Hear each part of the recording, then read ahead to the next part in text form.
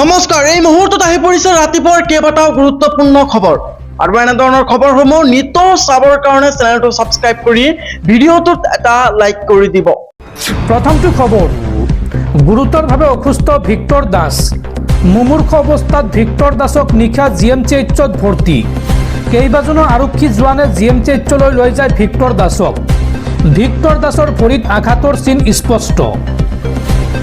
মুমূৰ্ষ অৱস্থাত ভিক্টৰ দাসক নিশা GMCHত ভৰ্তি। কেইবাজনো আৰক্ষী জোৱানে GMCHলৈ লৈ যায় ভিক্টৰ দাসক।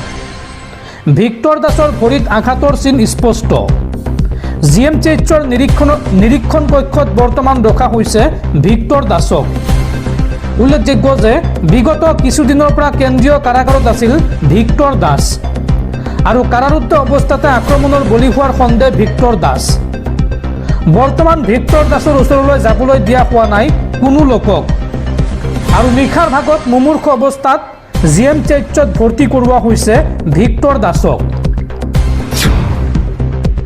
পৰৱৰ্তী খবৰ, নিৰ্বাচনত পৰাস্ত হোৱাৰ পিছতো পদত্যাগ নকৰে পশ্চিমবংগৰ মুখ্যমন্ত্ৰী মমতা বেনাৰ্জীয়ে।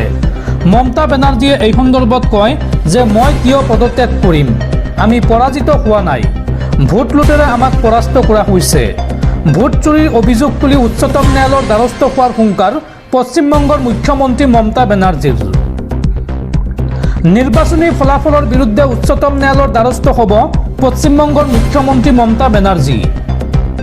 দুৰ্নীতিৰে বিজেপিয়ে নিৰ্বাচনত জয়ী হোৱা বুলি অভিযোগ মমতা বেনাৰ্জীৰ।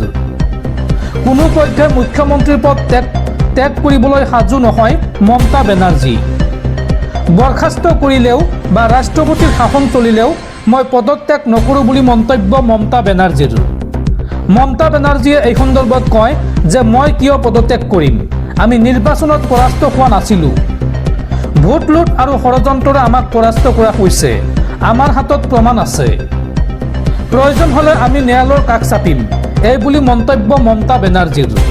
উল্লেখযোগ্য যে আজি সমাপ্ত হ'ল মুখ্যমন্ত্ৰী হিচাপে মমতা বেনাৰ্জীৰ কাৰ্যকাল, কিন্তু এই পৰ্যন্ত মুখ্যমন্ত্ৰীৰ পদৰ পৰা পদত্যাগ কৰা নাই মমতা বেনাৰ্জীয়ে।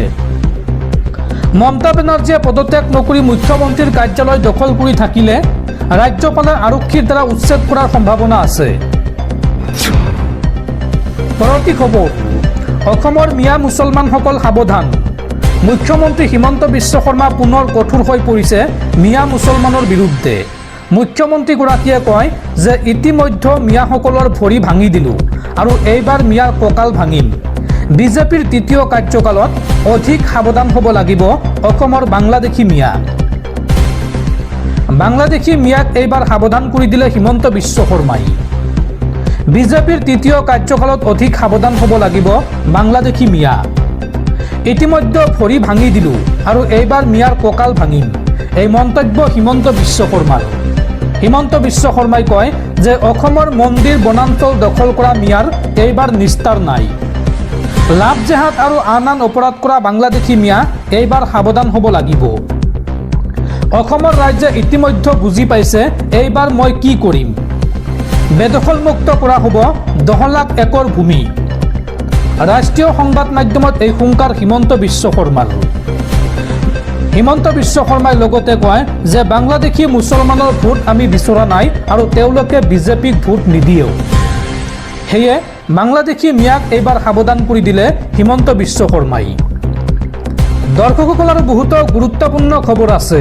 তাৰ আগতে আপোনাক জনাওঁ যে যদি আপুনি এতিয়ালৈকে এইটো ভিডিঅ'ত লাইক কৰা নাই তেন্তে এতিয়াই ভিডিঅ'টোত লাইক কৰি দিয়ক আৰু এনেকুৱা ধৰণৰ ভিডিঅ'সমূহ নিতৌ চাবলৈ চেনেলটো ছাবস্ক্ৰাইব কৰি কাষত থকা বেল আইকনটো প্ৰেছ কৰি ৰাখক। পৰৱৰ্তী খবৰ, চৰকাৰ গঠনৰ পূৰ্বে পশ্চিমবংগত ভয়ংকৰ হিংসাত্মক ঘটনা। সম্ভাৱ্য মুখ্যমন্ত্ৰী শুভেন্দু অধিকাৰী ব্যক্তিগত সহায়কক গুলীয়াই হত্যা দুৰ্বৃত্তৰ। চৰকাৰ গঠনৰ পূৰ্বে পশ্চিমবংগত ভয়ংকৰ হিংসাত্মক ঘটনা। সম্ভাৱ্য মুখ্যমন্ত্ৰী শুভেন্দু অধিকাৰী ব্যক্তিগত সহায়কক গুলীয়াই হত্যা। ব্যক্তিগত সহায়ক চন্দ্ৰনাথ ৰথক গুলীয়াই হত্যা কৰে দুৰ্বৃত্তই। বুধবাৰে নিশা মধ্যম গ্ৰামত সংঘটিত হয় এই হিংসাত্মক ঘটনা। বাইকত অহা দুৰ্বৃত্তই শূন্য দূৰত্বৰ পৰা গুলীয়াই থৈ যায় চন্দ্ৰনাথ ৰথক আৰু চন্দ্ৰনাথ ৰথৰ ওপৰত দুৰ্বৃত্তই চলাই 5 যাইকৈ গুলী। চন্দ্ৰনাথ ৰথৰ গাড়ীলৈ লক্ষ্য কৰি প্ৰথমে গুলী চলাইছিল দুৰ্বৃত্তই। চন্দ্ৰনাথ ৰথৰ বাহন ৰখাই গুলীচালনা কৰে অচিনাক্ত দুৰ্বৃত্তই। পঞ্জীয়নবিহীন বাহনেৰে আহিছিল দুৰ্বৃত্ত আৰু চন্দ্ৰনাথ ৰথৰ চালককো সংকটজনক অৱস্থাত হাস্পাতালত ভৰ্তি। ঘটনাৰ আঁৰত টিএমচি জড়িত থকা বুলি দাবী বিজেপিৰ। পৰৱৰ্তী খবৰ, অসম চৰকাৰৰ মহাধিবক্তা পদৰ পৰা পদত্যাগ দেৱজিৎ শইকীয়াৰ। মুখ্যমন্ত্ৰী হিমন্ত বিশ্ব শৰ্মাৰ পদত্যাগৰ পিছতে পদত্যাগ কৰে দেৱজিৎ শইকীয়াই। সাংবিধানিক পৰম্পৰা অনুসৰিয়েই পদত্যাগ দেৱজিৎ শইকীয়াৰ আৰু পদত্যাগ কৰি সংশ্লিষ্ট সকলো পক্ষক ধন্যবাদ জ্ঞাপন জ্যেষ্ঠ অধিবক্তাগৰাকীৰ। অধিবক্তা দেৱজিৎ শইকীয়াই লগতে কয় যে অসমৰ দৰে এখন ৰাজ্যৰ মহাধিবক্তা হোৱাটো ডাঙৰ সন্মান। পৰৱৰ্তী খবৰ, দেশৰ লাখ লাখ কৃষকে ঘূৰাই দিব লাগিব পিএম কিষাণৰ ধন। পিএম কিষাণৰ হিতাধিকাৰীলৈ জৰুৰী নিৰ্দেশনা চৰকাৰৰ। কোনে কোনে চৰকাৰক উভতাই দিব লাগিব পিএম কিষাণৰ ধন, চাওঁ আহক। আপুনিও পিএম কিষাণৰ ধন লাভ কৰে নেকি? উভতাই দিব লাগিব পিএম কিষাণৰ ধন। পিএম কিষাণ সন্মান নিধিৰ হিতাধিকাৰীলৈ ডাঙৰ নিৰ্দেশনা চৰকাৰৰ। অযোগ্য হিতাধিকাৰীসকলে শীঘ্ৰেই ঘূৰাই দিব লাগিব পিএম কিষাণৰ ধন। চৰকাৰৰ পৰা লাভ কৰা পিএম কিষাণৰ সকলো ধন উভতাই দিব লাগিব হিতাধিকাৰীয়ে। কোনে কোনে উভতাই দিব লাগিব পিএম কিষাণৰ ধন, চাওঁ আহক। পিএম কিষাণৰ ধন লাভ কৰি থকা চৰকাৰী কৰ্মচাৰীয়ে উভতাব লাগিব সমস্ত ধন। যিমান টকা এই পৰ্যন্ত লাভ কৰিছে সকলোবোৰ টকা ঘূৰাই দিব লাগিব চৰকাৰক। চৰকাৰী কৰ্মচাৰী বা সাংবিধানিক পদত থকা কোনো লোকে নাপাব এই আঁচনিৰ সুবিধা আৰু লগতে আয়কৰ দিয়া লোকে নাপাব পিএম কিষাণৰ ধন। অৰ্থাৎ যিসকলে আইটিআৰ ফাইল কৰে তেওঁলোকে কিন্তু এই আঁচনিৰ ধন লাভ নকৰিব। লগতে 10,000 টকাকৈ মাহিলী পেঞ্চন পোৱা লোকেও পিএম কিষাণৰ ধন লাভ নকৰে। এইসকল লোকে ঘূৰাই দিব লাগিব পিএম কিষাণৰ ধন আৰু ইতিমধ্যে অযোগ্য হিতাধিকাৰীলৈ প্ৰেৰণ কৰা হৈছে জাননী। নিৰ্ধাৰিত সময়ৰ ভিতৰত ধন উভতাই নিদিলে জৰিমনা বিহিব চৰকাৰে। পৰৱৰ্তী খবৰ, কেদাৰনাথ মন্দিৰ দৰ্শন কৰিবলৈ গৈ অকাল মৃত্যুক সাবটিলে অসমৰ মৰিগাঁও জিলাৰ দলংঘাটৰ পাপুৰি ডেকাই। 4 মে'ত শ্বাস প্ৰশ্বাসজনিত সমস্যাত অসুস্থ হৈ মৃত্যুবৰণ কৰে পাপুৰি ডেকাই। কেদাৰনাথ মন্দিৰৰ পৰা মাত্ৰ 500 মিটাৰ দূৰত সংঘটিত হয় এই কৰুণ ঘটনা। উল্লেখযোগ্য যে ডিচেম্বৰ মাহত বিবাহ সম্পন্ন হোৱাৰ কথা আছিল পাপুৰিৰ। পৰৱৰ্তী খবৰ, অধিক ভয়ংকৰ ৰূপ লৈছে পশ্চিমবংগৰ নিৰ্বাচনী হিংসাই।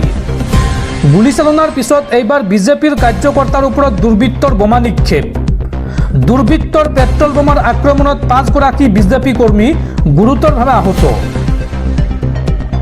অধিক ভয়ংকৰ ৰূপ লৈছে পশ্চিমবংগৰ নিৰ্বাচনী হিংসাই। এইবাৰ বিজেপিৰ কাৰ্যকৰ্তাৰ ওপৰত দুৰ্বৃত্তৰ বোমা নিক্ষেপ। পেট্ৰল বোমাৰ আক্ৰমণত 5গৰাকী বিজেপিৰ কৰ্মী গুৰুতৰভাৱে আহত হৈছে। পানীহাটিত সংঘটিত হৈছে এই হিংসাত্মক ঘটনা।